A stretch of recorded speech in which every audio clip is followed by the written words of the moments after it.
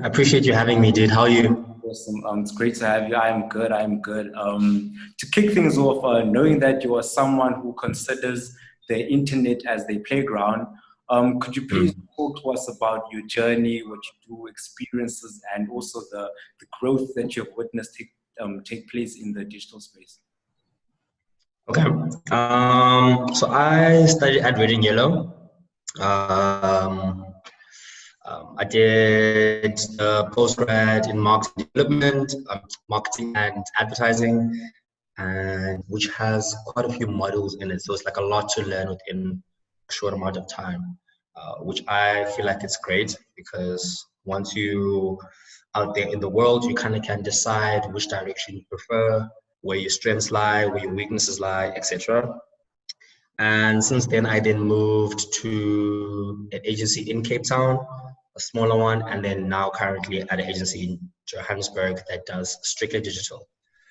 Um, I guess that's the journey part, right? So a lot of what I do at the moment is mostly social media management and then reporting on any sort of insights I found within whatever campaign was put out, you know what I mean? So there's different brands I manage. And if, for example, brand X is finding that there's a decline in or the campaign is not effective enough, I have to obviously report that, you know what I mean? And then other responsibilities include community management and then also strategy about future campaigns. So yeah, that's pretty much what I do. Refresh my memory. What was the follow-up on that question? The growth that you've witnessed happen in the digital space. Could you please quite immensely. So I don't know. I like to kind of have a sort of like separatism in my mind of how I categorize things. And the one growth I've noticed prior to COVID was the big talk of, you know, data is expensive in South Africa.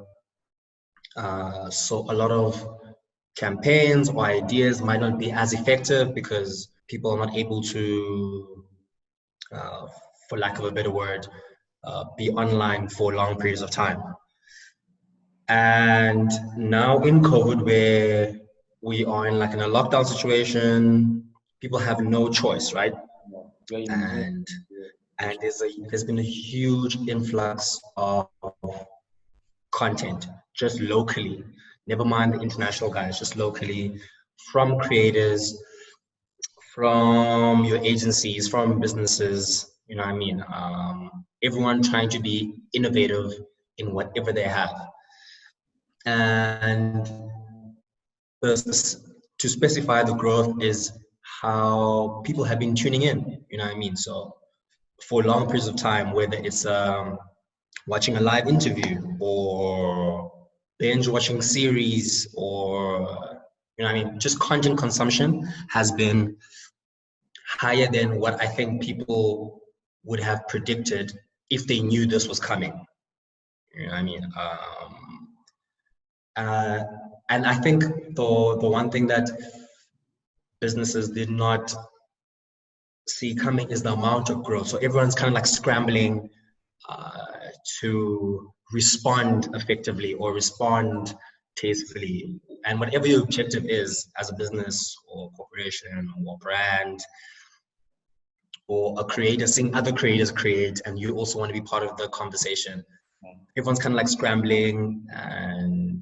But yeah, the one thing I've noticed is data, although it's really high priced, still in South Africa, the consumer makes up their own mind if they want to divulge in whatever content or piece of work that you're putting out, which I find really cool.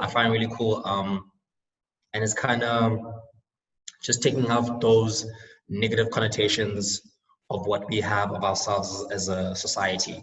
That no, we can't do these because we don't have this. We can't do this because we don't have this. Now it's just like, well, we're here now, and everyone is being resourceful, which is great. You know what I mean?